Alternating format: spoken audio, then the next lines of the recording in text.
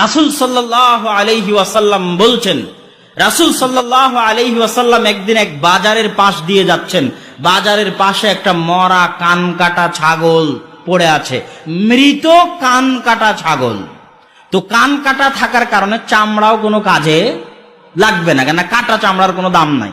রাসূল সাল্লাল্লাহু আলাইহি ওয়াসাল্লাম সাহাবীদেরকে বললেন, হে সাহাবীরা, হে সঙ্গী সাথীরা, হাল ইউহিব্বু আহাদুকুম আন ইয়াখুযা হাযা বিদিরহামিন, তোমাদের মধ্যে কেউ কি আছে যে এই কান কাটা ছাগলকে ক্রয় করবে 1 দিরহামের বিনিময়ে? সাহাবীরা বললেন, আল্লাহর রাসূল, ফ্রিতে দিলে, এমনিতে দিলেও তো আমরা এই মরা কান কাটা ছাগল নিব না।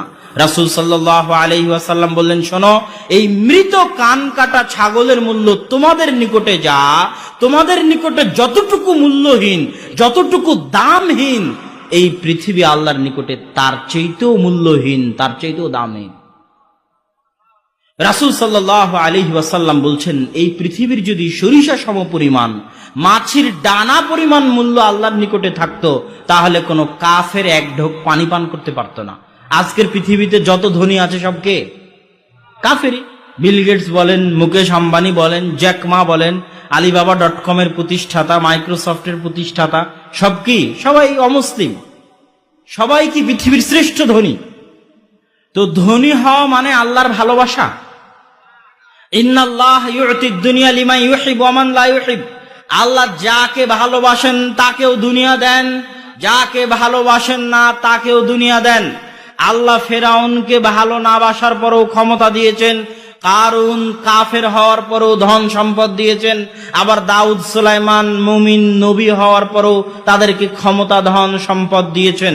ইউসুফ আলাইহিস সালাম নিজে নবী, পিতা নবী, দাদা নবী, পরদাদা নবী হওয়ার পরেও তিনি কুয়াতে নিক্ষিপ্ত হয়েছেন, বাজারে কৃতদাস হিসেবে বিক্রি হয়েছেন, মানুষের বাড়িতে চাকর হিসেবে, গোলাম হিসেবে, কৃতদাস হিসেবে মানুষের বাড়িতে চাকর হয়ে মানুষের কথা শুনেছেন, নির্দেশ শুনেছেন। তখন তিনি নিজে নবী, তার বাপ নবী, তার দাদা নবী, তার পরদাদা নবী।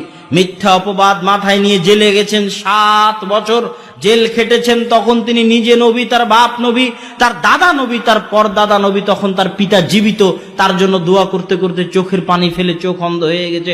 পিতা ইয়াকুবের তার জন্য দোয়া চলতেছে, আর তিনি মানুষের বাড়িতে গোলাম, তিনি বাজারে কৃতদাস, মানুষের বাড়িতে চাকর, মাথায় মিথ্যা অপবাদ, 7 বছর জেলে। তো আল্লাহ কি ইউসুফকে ভালোবাসেন না?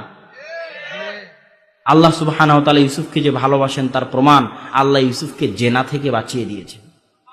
আল্লাহু আকবার। সুতরাং আল্লাহর ভালোবাসা পাওয়ার প্রমাণ হচ্ছে আল্লাহ আপনাকে তার আনুগত্য করতে দেয় কিনা।